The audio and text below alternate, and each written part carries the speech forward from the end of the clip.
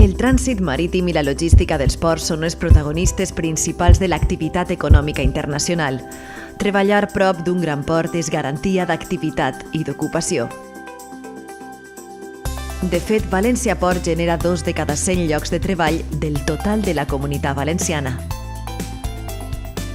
Cada dia i a qualsevol hora, els transitaris i consignataris s'encarreguen de sol·licitar permisos, d'informar les duanes i els clients i de previndre el personal de l'arribada d'un nou vaixell. Esta operació implica pràctics, remolcadors i amarradors que donen el relleu a estibadors, personal d'emmagatzematge, d'inspecció i un llarguíssim etcètera. València Port i les empreses relacionades amb la seva activitat portuària generen vora 39.000 llocs de treball, el 2,09% del total de la Comunitat Valenciana. I seguim sumant.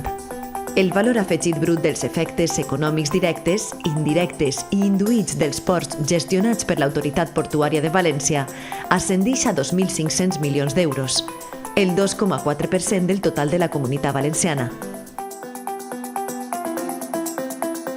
Dit amb altres paraules, els ports de Sagunt, València i Gandia generen tanta riquesa i llocs de treball com els sectors valencians del tèxtil i del calcer junts.